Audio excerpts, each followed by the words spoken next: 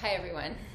Today we have Thandi Rose, my daughter, and we understand that there's been a lot of curiosity around how she was raised, what she ate, how she felt about it, how it affected her, how it impacted her, and just to get her perspective on it for a moment, because she's here and she can tell us from the horse's mouth. So welcome, Thandi. Thank you for doing this. Thanks, it was very sweet of you. And I know you've actually had a lot to say about it for many years, and we haven't just had this moment to sit down and talk about it. Yeah, there's been like a lot that people have also wondered about for a long time. But I feel like now the questions can be answered. Well put. All right, well, where should we start?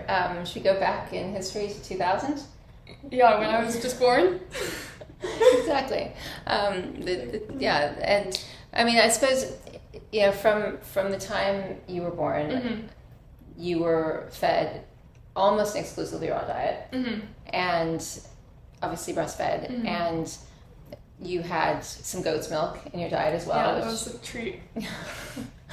and lots of baby shakes and these sort of blends that merged a whole category of foods so that we made sure you were getting all your nutrients and needs met. And you seem to enjoy those. Do you remember being a baby drinking your baby shakes? I don't remember drinking my baby shakes. I do remember like all the other food you make me. I don't know. I wasn't old enough, I guess, to remember, but I don't remember the baby shakes. Okay. I remember you took them down. What were in the baby shakes? Carrot juice and avocados and all sorts of wonderful things. But no, that was a long time ago. But okay, so one of the big curiosity points people have is, did you feel deprived? Did you feel like you couldn't have things other people were having, and how did that make you feel?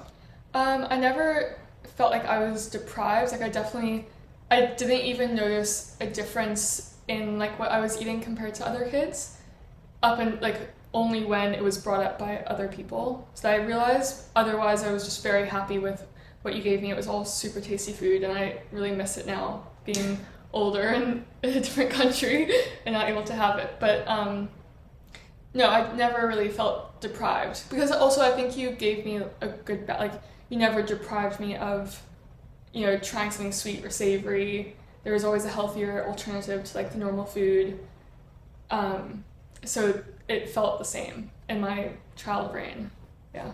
That's so interesting that it was the adults who pointed things out to you. Yeah. I'd love you to expand on that, because I think that's really good for people to understand. That like the children never seem to have an issue with it. No, they don't teach you anything. No. Actually, I remember like at public school at KS59, I went to KS59 for like until 4th grade, and you would either have packed lunches or school lunch, and I would come with my packed healthy lunch of like, I don't know what you would give me, like little jam cookies, apples, whatever it was. And I remember I would actually trade with the kids at school, because they would want what I had and I would want what they had, but they would like, and I was like, yeah, you can have my lunchbox. I get this all the time.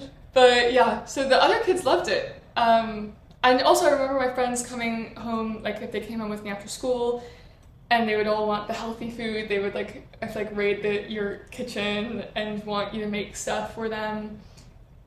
So for me it was like mundane and everyday, but other kids loved it for sure. I feel like the comments came more from other parents in that sense, where it was like other parents I definitely felt like more judgmental and like would try to like, insinuate that maybe I was deprived of something. Like, oh, like, don't you really want an Oreo? And I'd be like, okay, like I would like to try an Oreo. I would like to eat an Oreo, but like it's not like I'm not like frothing at the mouth for an Oreo. Like, oh my god, this is gold that I've never seen in my life. So I guess that's more what it was. It's like definitely the kids were very interested, and they were deprived at home of having what I was having. So wow. Oh, gosh. And in terms of feeling healthy and strong, and just in terms of your like robustness as a child, how do you remember your health? I was always healthy, I think. I don't remember getting sick at all. Like I don't remember getting sick. I was really healthy and strong. Like I would did pre-professional ballet up until the end of high school. And yeah, I was also always healthy.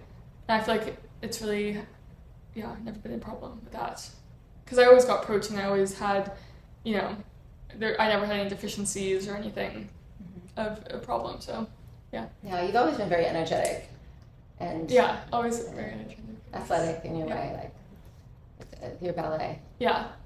Thandi's a really beautiful ballerina. Well, I was. Not really anymore. Still. Yeah.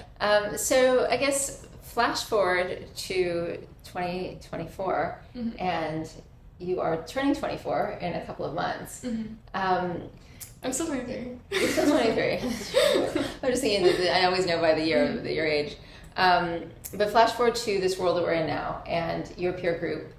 You've grown up with obviously this generation, and you're all being exposed to an unprecedented amount of bombardment around image and cosmetic corrective procedures, all these things. Do you want to speak about that a little bit? How that you think it's impacted your generation and how you perceive it? Like how, I think you mean like eating habit wise. Eating habits, also like the cosmetic procedures and things. It just seems like, well, from an image perspective, it's like the amplitude has been turned way up.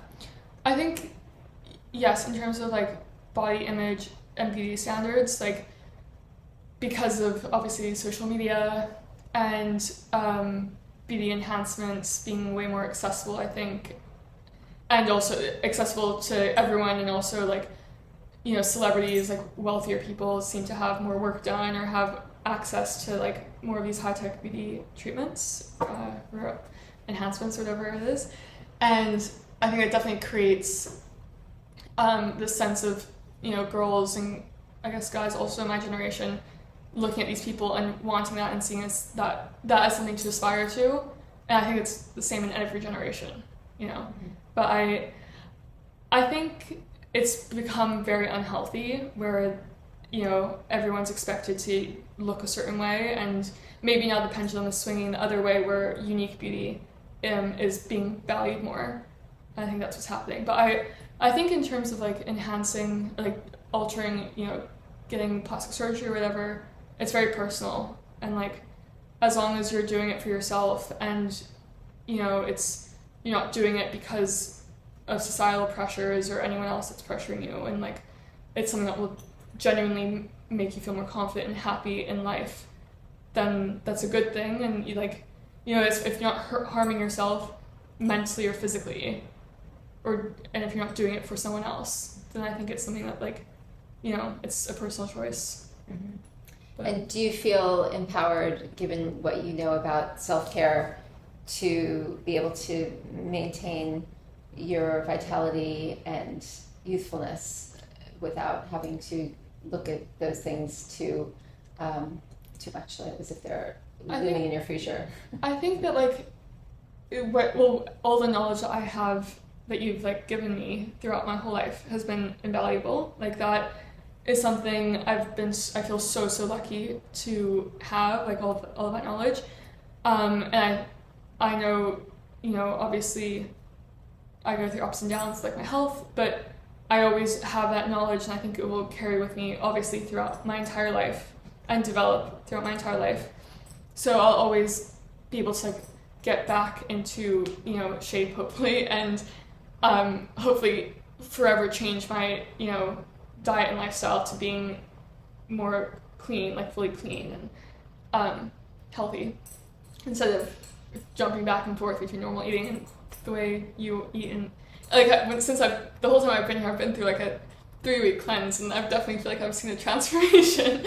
And I think like with myself, with changing things, I think that's something that's also in the future. Like if I am really self-conscious about, like everyone has things that hold them back physically, like or not everyone, but a lot of people do have insecurities that like not, or can be crippling, or just really can take a knock to your self-esteem.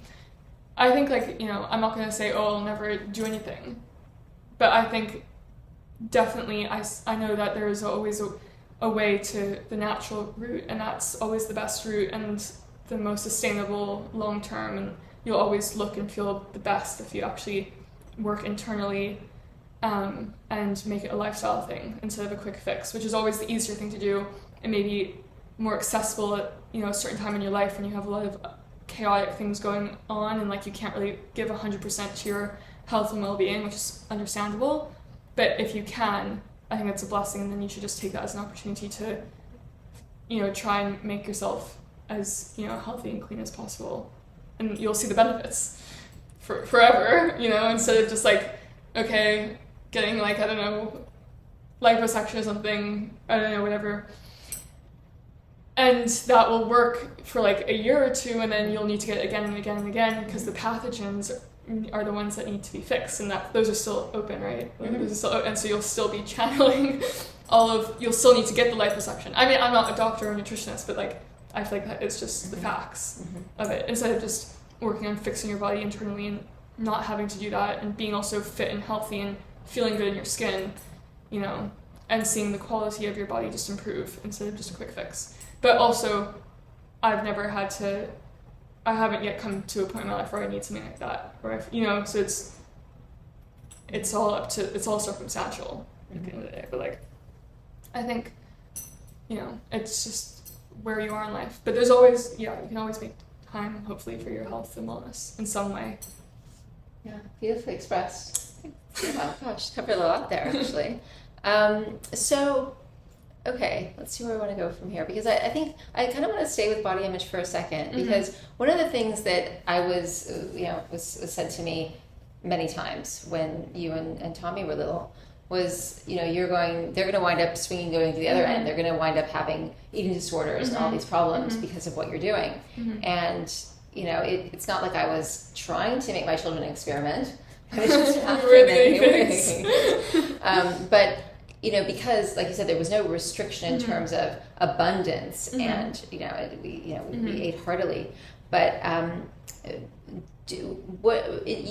talk about, if you're happy to talk about a little bit about your sense of body image growing up, and how you think maybe being fed the way you were as a child, as a young adult, influenced your body image, and I think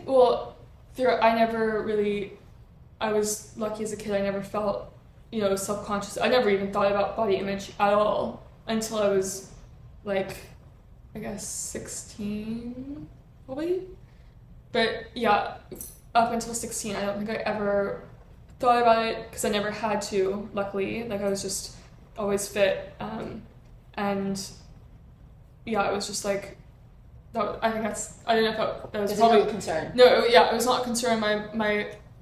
The way I thought about food, I never thought about like calories ever, or because everything I was eating was what you were giving me. I never had to think about it, which was great. And then like, I never had issues with my body, so it kind of was all seamless. And I think then once I started becoming older and like making, obviously you don't control my food now, and I eat whatever I want. But also, my mom stopped really doing that until I was like 15. Then I started kind of when we moved to South Africa, especially. Yeah, when we moved to South Africa, I started completely eating on my own terms. And I think that is kind of when, obviously, like, I hit puberty, so that's like chub comes, or what, like, I don't know.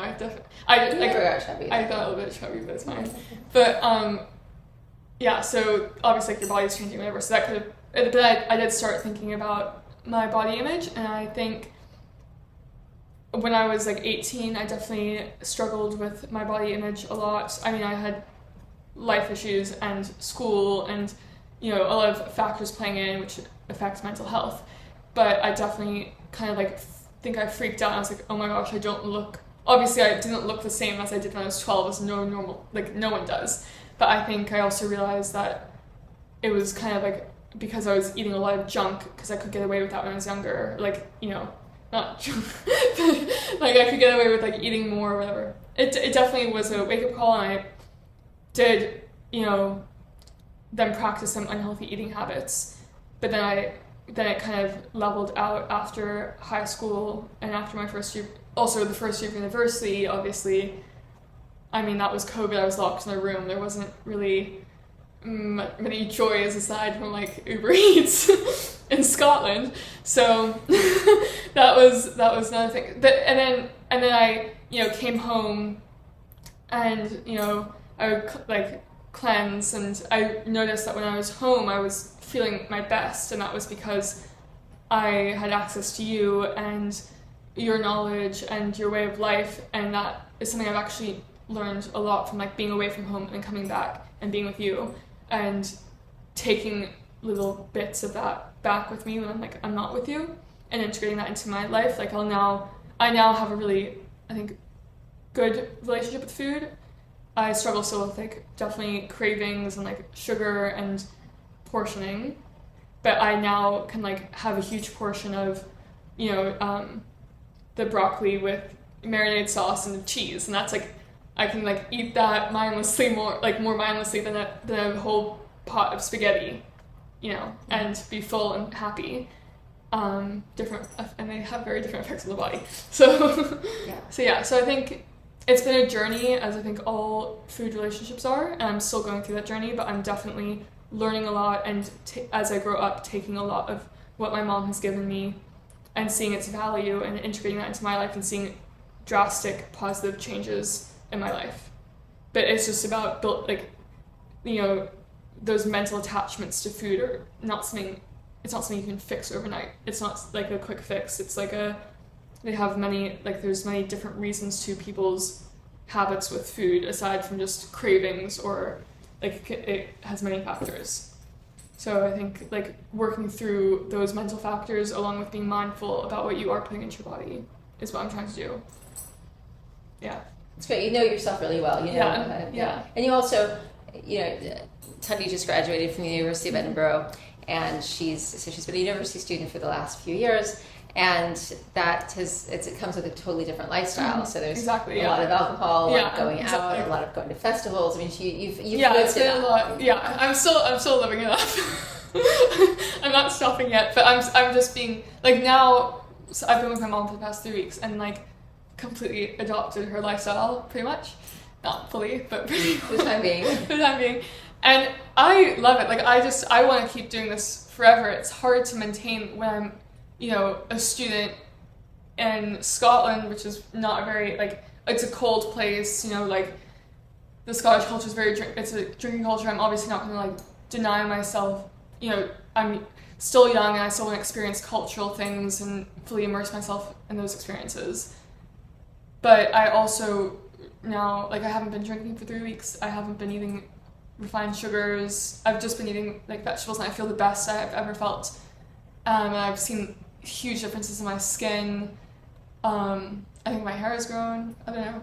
But yeah, just things that like I've seen huge differences, and for 3 weeks of consistency with, you know, like nearing my mom's diet, it's something I would love to just take with me fully, you know. But it's easier said than done to just like drop your, like, it's definitely, I think, a journey, which I'm working towards doing. Like I would love to fully to live like my mom, like completely transition to that, but it's a discipline I'm learning. And you're just traveling a lot. Yeah, traveling so much. But that's so well expressed, Thandi. How do you feel? You have a few more questions in you? Can I keep going? Okay. All right, so let's go back to the actual nuts and bolts of what you ate when you were little, and what you enjoyed most, what you would tell other parents who were thinking about, you know, who maybe trying or at some point, you know, integrating this. So, like, what to make for your kids, what you loved, and give them some insights, inspiration. Well, I think what I loved the most, and there are a few dishes that I love, and I could like death row meals, which would be your teriyaki or maple glazed salmon is the best. It could be like in a 5-star restaurant. Definitely the maple glazed salmon, with the sweet potato and like salted butter. I love the steamed broccoli with marinade sauce and cheese. Marinara sauce and the cheese. And then I love my mom's homemade ice cream. If you haven't tried it, you need to make it. The chocolate tahini. Chocolate tahini ice cream is insane. I would choose that over any ice cream. Summer rolls, like you would make summer rolls, I think, yeah. My mom's nori rolls, like you put like the nori seaweed cones and then avo, tomato, and cucumber inside with some soy sauce. Very delicious. What else? Everything you make is really good. But I just feel like from childhood, like, this is like some of things you would remember. Well, but like, what are other things that you make for me? I guess we made lots of quesadillas, like spread grain quesadillas. Yeah. Oh, the healthy pizzas. Right, so we take a spread grain quesadilla, a tortilla base, and then we layer it up with marinara sauce and mozzarella goat cheese. Yeah. That was really good. Mm-hmm. What else? And all the lunches, I guess. Yeah, the fish was all good. Didn't you make good soups? I did make a lot of soups. Yeah, lentil soups. But, which is, I mean, you were happy and satisfied on this. It's things that like I remember to this day, and like I remember them because they were so good, and I crave them. And I just want them made again. Stick around. Yeah. And then, what would you say to the kids who, and also first to the parents? Like, what would you actually say to them if they're nervous that their children are? We have a lot of parents who get concerned that their child is going to feel get deprived, or they go to the like how to feel good about being a parent in this lifestyle, knowing that you're doing the right thing. Well, I think it's if you think like it's normal to feel like, okay, will my kid resent me?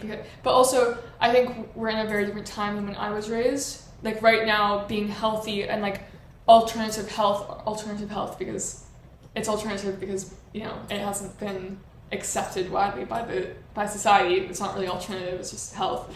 But alternative health is something that was definitely, I think, scrutinized and seen as very bizarre when I was growing up, and my mom was like mothering me. Then now when it's more widely accepted, like things like colonics are things that celebrities openly do, and like the benefits are not known, and like alternative health things are definitely seen as in a different light than they were before. But I think, if you're a parent wanting to, feed your kid a more healthy lifestyle, you need to, just create a balance where they can try things and it doesn't feel like that you're, denying them anything, like the right to try things. They can, have a bite of pizza or like, I think meat is a different situation. Like that's just a personal thing. I don't, think I would feed my kid. I'm not a mother as well, so I feel like I don't want people to be like offended by me having opinions before I'm a mom. But I definitely don't. I don't know. Meat is a different thing. But like things with pizzas, I just think I just feel like feeding a baby who's completely like pure like dead animal meat is something that I just find off-putting, and like I don't think they need to try that. I don't think a baby craves steak or craves a beef patty or chicken, and I think there's ways you can incorporate protein into a diet that's easier for a baby to digest, and like their cells are all building, and that's like a crucial time for like their bones, their skin, like the makeup of their bodies, all the nutrients they're absorbing is during that time. And you really want to be mindful of what you're giving your baby during that time, because it's like it's what their cells are gonna be made out of, I guess. I was interested to hear what a strong perspective you had on that. I wasn't expecting that. Yeah. And I think it's really interesting, and I'm glad that you expressed that, because people can tiptoe around that. But it's a kind of an obvious thing when you look at it, but like formulas. Like I know also like people are in different life circumstances where it's like you can't afford, to give your kid maybe like produce can be expensive, but like you can avoid definitely giving your kid beef, pork, chicken, like things like that you can avoid altogether. And I don't see really the benefits of them. I really only see what they do to kind of take away from the health of the baby. But I mean, people have different opinions on that. It's just my opinion. And that's how I was raised. And people who did make comments when I was younger saying, oh, your kid's gonna be deficient in like protein and all of this. Like I'm not deficient. I'm very strong. I'm completely healthy. So being the guinea pig, coming from me, I think it's, something that does benefit the kid is to feed them, be restrictive with their diet, definitely in the early stages. Like, there's no reason for them to be eating refined sugars, starches, animal meats. Like, there's literally no reason. They're not craving it. They're not looking at saying, Mom, why can't I have that? Like, they're a baby. They don't understand. Like, so also, like, that means when they're toddlers, they won't have those taste buds develop. They won't have, like, their palate won't be acquired to that taste. So, and then they can try it when they're 5 or 6, try a pizza. If they like it, okay, you can have that on weekend, or you can have it for a special occasion, like try pizza again. But like at home, we can make the pizza that's also very yummy, tastes the same, may look a little bit different, but it does taste as good. And there's healthy alternatives to everything. And I think, like, I feel very, very, very lucky to have been fed and raised like the way you did, the way you raised me, because I feel the benefits, and it's the way I will raise my kids. And I think that shows a lot, is that I want to do that with my kids, because I think it's a good thing to do. I mean, yeah. I think that says it all. That's that pretty much does tie it up.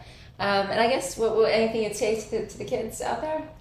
Don't do yours. That's good. Stay in school.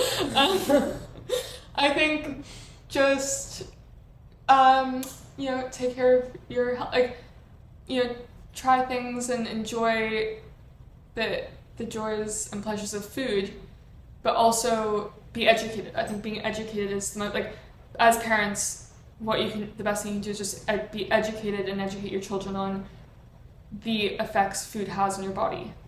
And I have one more thing to say, because, sorry, and I don't know if I'm going on a tangent, but I think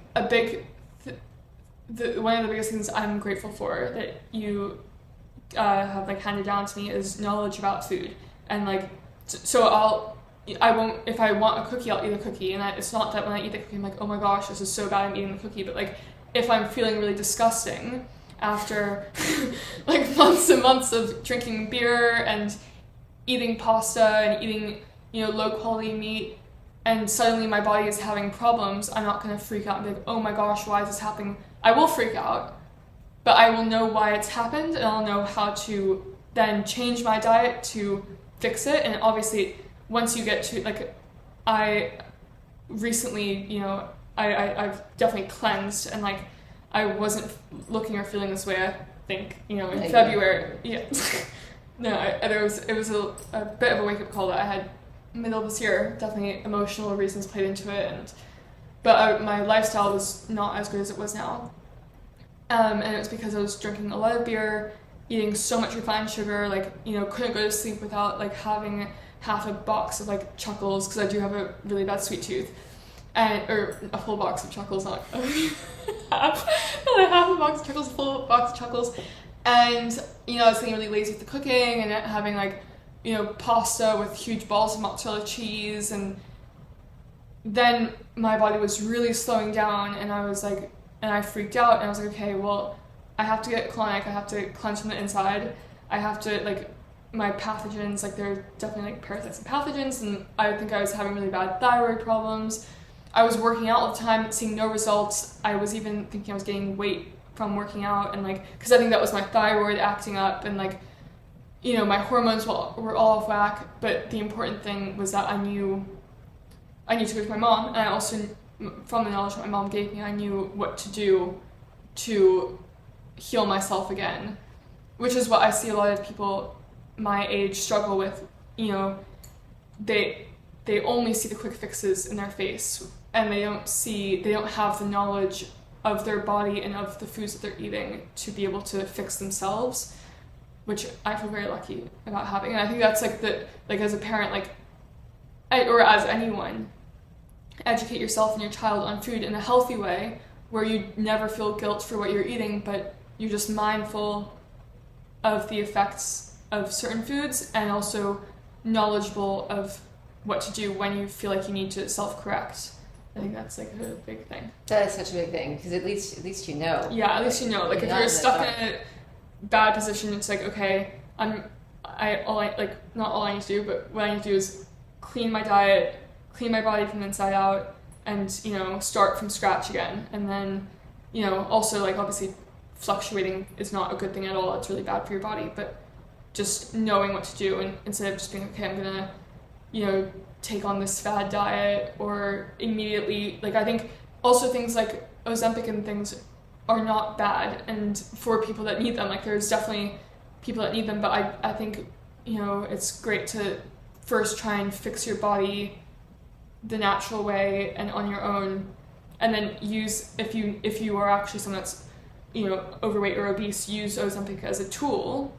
I'm not promoting it, but I'm saying, like, some people do need it, and you use it as a tool to then integrate healthy life choices, so then the results can be long lasting, instead of then having to rely, because Ozempic is a lifetime drug, so then you can hopefully wean yourself off of it and then have a lifestyle that allows you to go off of Ozempic and have those results for the rest of your life, because it's a lifestyle change, not just a fad diet, not just like a quick fix. Yeah. But again, like, it's all circumstantial, and I'm not an expert, but that's just my opinion and advice. Mm-hmm. No, that's wonderful. That's the, I think, I'm glad you touched on that. That's a big topic at the moment. Mm-hmm. Thanks for listening, everyone. I hope that was helpful. I hope it answered most of your questions. Yeah, send in more questions if you want more. We can. We're hoping that Thandi will make a regular appearance here in Florida. So yeah, and if you ever have questions, this is fun. So let us know. That was super fun. Okay, lots of love. Till next time.